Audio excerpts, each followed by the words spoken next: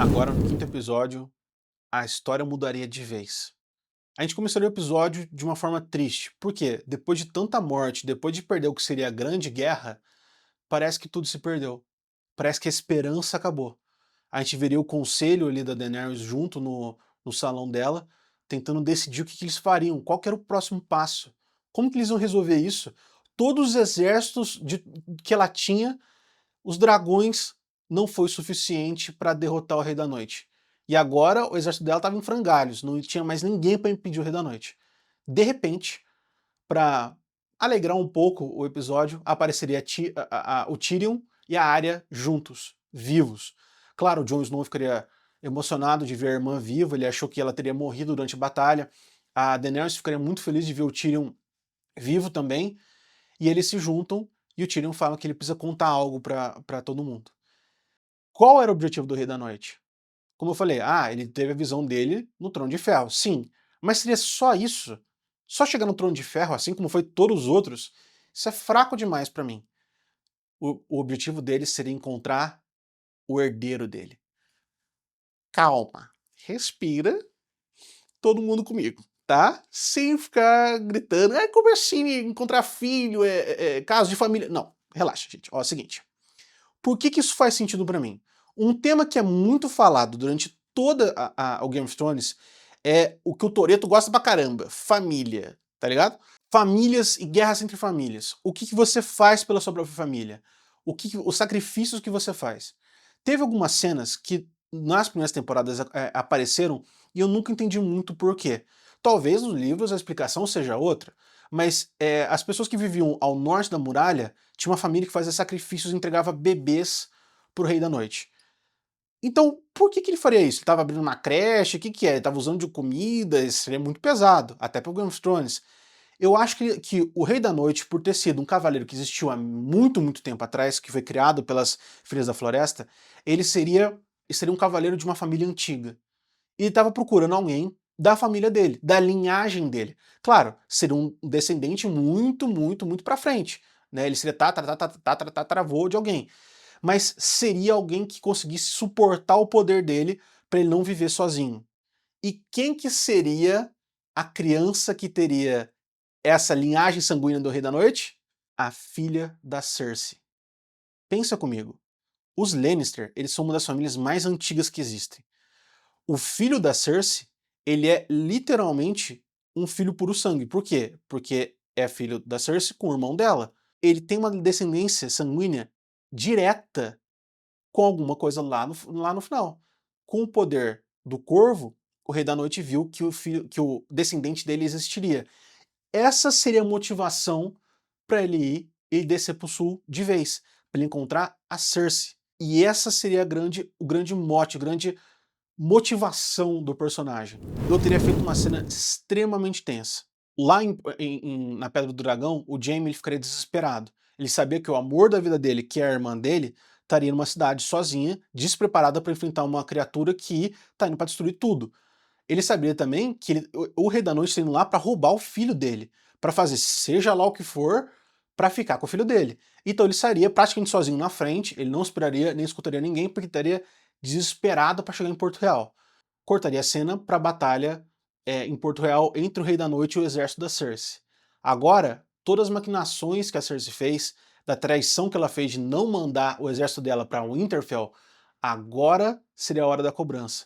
Por quê? O exército em Porto Real não seria o suficiente para segurar o Rei da Noite. Agora o Rei da Noite seria mais forte do que nunca. E ela perderia a batalha e ela se veria encurralada porque todas as traições que ela fez culminou para isso.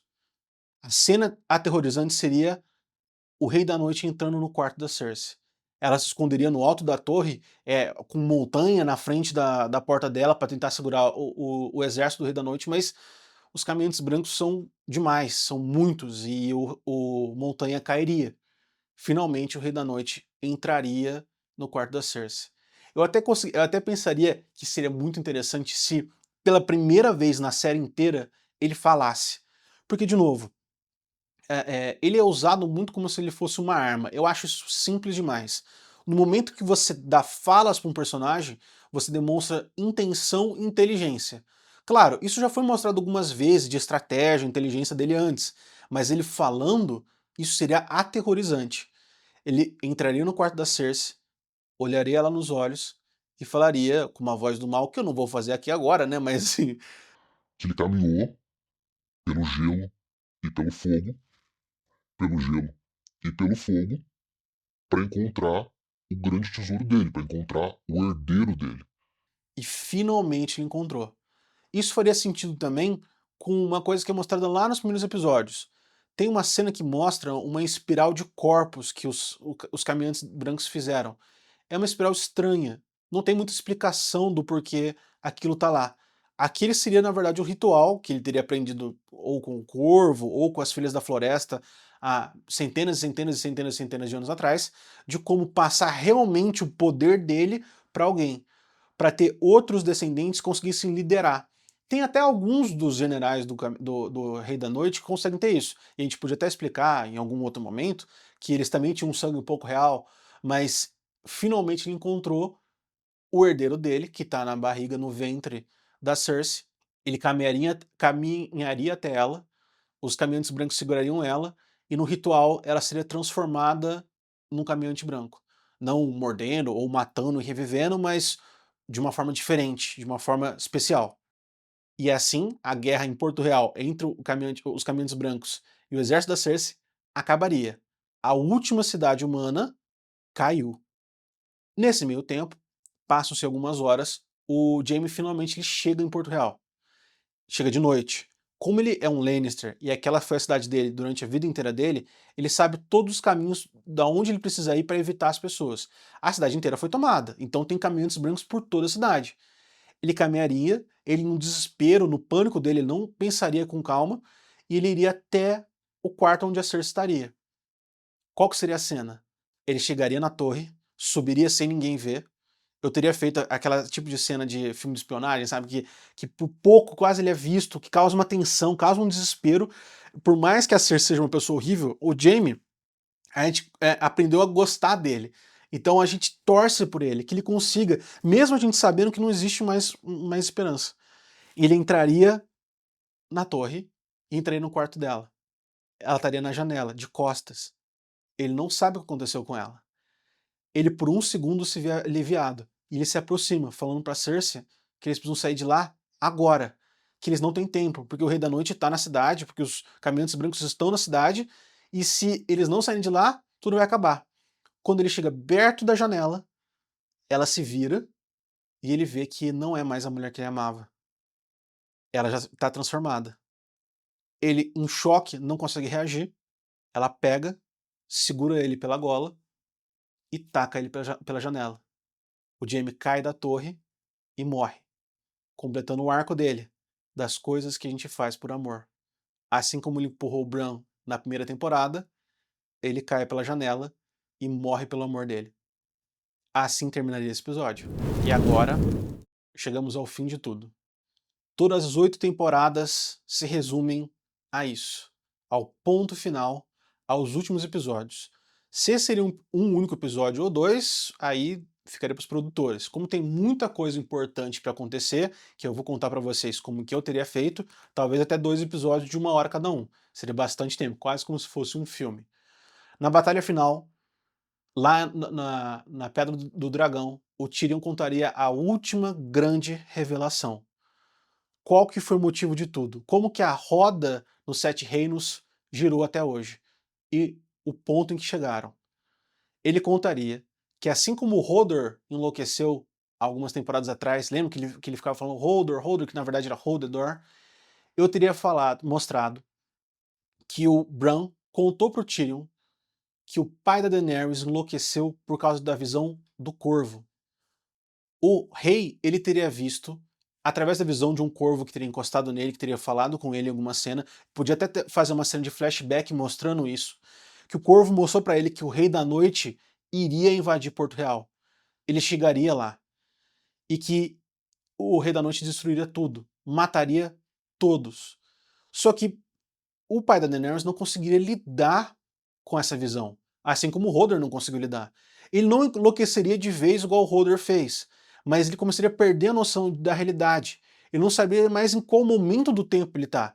Por isso que ele encheu a cidade com fogo verde. O fogo que o Tyrion usou parte numa batalha, que a Cersei explodiu aquela igreja lá dos deuses antigos também. Mas o que eu teria mostrado? Que existe muito mais fogo verde escondido por toda a cidade. E que finalmente aquela cena que a gente viu lá no começo de um dragão voando em cima de Porto Real, aquele seria o destino da Daenerys. Ela precisava ter perdido a guerra em Winterfell. Ela precisava ter passado por todo o sofrimento que ela passou, e a Cersei precisava ter traído todo mundo para que o Rei da Noite chegasse em Porto Real e finalmente fosse impedido. Só o fogo do dragão, junto com o fogo verde explodindo Porto Real, impediria os Caminhantes Brancos. Agora a batalha teria 3 focos principais. Primeiro, a Daenerys voando com seu dragão, depois que chegasse em Porto Real e começar a grande batalha. O Rei da Noite ele até acharia engraçado por um lado, ele não daria risada, né? Mas depois de perder a batalha em Winterfell, o que ele acha que a Daenerys está fazendo lá só explodindo umas casas? Por que ele não sabe de tudo? Porque ele não viu o final da batalha. Ele começaria a perceber isso durante a batalha, porque na hora que ele encostou no Corvo, ele começou a ter a visão e ele se viu no Trono de Ferro, ele só viu até aí. Ele pode até ter confiança, mas no fundo da mente dele ele tem um pouco de dúvida. Será que realmente ele vai vencer a batalha? O primeiro foco, a Daenerys explodindo tudo, e eu faria uma segunda briga entre dragões. O dragão de gelo do Rei da Noite e o dragão, que é o Drogon, que é o maior dragão dos 3, enfrentando. Seria uma batalha feroz entre os dois, que ecoaria por todo o Westeros. Segundo foco, na batalha, um pouco antes da batalha, o Jon e a Daenerys teriam uma pequena discussão, porque a Daenerys queria chegar e simplesmente explodir tudo. Só que não tem como saber se as pessoas ainda estão lá, se tem pessoas vivas lá. O que o Jon decide? Ele vai com o resto do exército numa missão quase que suicida. Eles vão invadir Porto Real para tentar acabar direto com o Rei da Noite, em vez de tentar explodir tudo, igual a Daenerys está fazendo. E ele pede uma coisa, para a Arya tentar procurar pessoas vivas pela cidade. Seria até um pouco de redenção para ela, que passou tanto tempo matando, ela salvar pessoas. Seria uma boa mudança. E mostraria para ela que ela estava com a consciência tão pesada e com o coração tão pesado de ter matado o Bran, que ela teria se esforçado pra caramba para andar por Porto Real, salvando quem ela conseguisse. A batalha eclodiria por tudo que é lado. O Jon tentando avançar e matando os Caminhantes Brancos, as explosões por aí, um caos desenfreado, 2 dragões se enfrentando no céu e o Jon indo em frente. Na batalha, teriam as batalhas, algumas que aconteceram realmente igual foi na série. Por exemplo, o Cão enfrentar o irmão dele, que é o Montanha, os dois se enfrentarem e se matarem, eu teria feito isso também. Uma coisa que eu teria feito, de todos os nomes da lista da área que ela falava que ela queria matar, ela queria muito matar, que era o objetivo principal dela, que era a causa de todo o mal dela. Tinha o Joffrey, mas o Joffrey já morreu. A Cersei. O que eu faria? Depois que ela salvasse algumas pessoas, eu teria feito ela ver no alto da torre, ou de alguma forma, a Cersei zumbificada, mas a Cersei lá viva, né? E ela iria atrás disso, atrás do último nome da lista dela. Ela entraria, iria atrás da Cersei, ela veria o bebê zumbificado lá, modificado, ele teria nascido o filho da Cersei depois do ritual, ele estaria lá num berço, e a Cersei. A Cersei atacaria ela, elas se enfrentariam, podia ser uma batalha até dura também, porque agora a Cersei é um zumbi, ela tem mais força, ela não sente dor, só que a Arya com muita dificuldade conseguiria matar a Cersei. E aí seria o fim da lista dela. Finalmente, o último nome que ela queria realmente matar, ela conseguiu. E esse seria o fim da história da Cersei. Que também, de novo, cega pela violência e pelas vontades dela, ela enfrentou uma oponente que ela não conseguia vencer, que era a Arya. Poderia ter uma cena interessante da Arya virando pro berço, olhando pro bebê, levantando a faca dela, que é a faca daquele metal especial que consegue matar os Caminhantes Brancos, e ela levantaria a faca para matar a criança, só que ela decidiria que ela não faria isso. Ela não seria mais uma assassina. Ela cumpriu a lista dela. Acabou. Ela vira e deixa o bebê sozinho. E ela vai embora. Na batalha no céu, entre os 2 dragões, eu faria o dragão do Rei de Gelo perder, o dragão zumbificado. E aí o Rei de Gelo cairia, ele correria para dentro do castelo do Rei da Noite, ele não entende como é que ele tá perdendo a batalha, ele que era uma força imparável, tá sendo destruído, e eu teria feito, na hora que ele entrasse no salão onde tá o Trono de Ferro, ele encontraria, finalmente, a pessoa que lidaria com ele. O cavaleiro que a gente está acompanhando desde o começo da série, um cara que tem uma habilidade com a espada gigantesca, o Jon Snow, que é o Targaryen também, eu sei, mas assim, ele seria o cavaleiro para enfrentar o Rei da Noite. Ah, mas é clichê. Talvez seja um pouco clichê. Mas pensa comigo, por que que o Jon reviveu? Por que que o Deus de Fogo lá fez ele não morrer? Ele literalmente foi perforado, sei lá quantas, 125 vezes, e ele voltou. Qual que era o grande objetivo? Na série que a gente vê, na série que a HBO mostrou, não tem. Ele só sobrevive à guerra, depois que ele mata a Daenerys, e não tem propósito, ele só vai embora. Então parece que eles criaram todo um cenário para ele ter um grande propósito, e de repente esse cenário não é usado. A gente sabe também algumas coisas. Primeiro, em Game of Thrones não tem final bonitinho. Nenhum personagem tem final bonitinho. Nenhum personagem tem final fofo. E a gente sabe também que porque o Jon é meio que sobrinho da Daenerys, eles não podem ficar juntos. Então, qual que seria a solução? Eu teria feito o Jon enfrentar o Rei da Noite lá no Trono de Ferro. Seria, de novo, uma batalha terrível. O Jon ele é muito habilidoso, só que o Rei da Noite está vivo há milhares de anos. E ele tem os poderes de zumbi dele. O Jon enfrentaria um zumbi, outro zumbi, enfrentaria o Rei da Noite e ele começaria a perder a batalha. De repente, a lateral do salão explode. E você vê a Daenerys entrando e o Drogon enfiando a cabeça dentro do salão. Dentro da sala do trono. Em um momento de distração, o Jon consegue afastar o Rei de Gelo, distrair ele enfiaria a espada na barriga do Rei de Gelo e prenderia o Rei de Gelo no Trono de Ferro. Só que, claro, ele é o Rei de Gelo, ele é o Rei da Noite, só aquilo não seria o suficiente para acabar com ele. Ele pegaria uma faca ou uma outra arma e enfiaria no peito do Jon. O Jon não morreria ainda. Ele seria empalado, um estaria empalando o outro para um tentar matar o outro no desespero. Ele viraria para Daenerys e pediria para que ela usasse o fogo do Drogon para matar os dois. Ele começaria, a cena podia ser até bem cinemática, sabe? Em câmera lenta. Ele gritando Dracarys, Dracarys, para que o Drogon soltasse fogo nele. Mas o Drogon meio em dúvida, meio que olhando para Daenerys sem saber se ele realmente ia para soltar fogo nos dois, ele espera a visão, o comando da Daenerys. E a Daenerys, com um pesar enorme no coração, manda o Drogon soltar fogo, o fogo consome os dois, e o Rei da Noite finalmente é morto.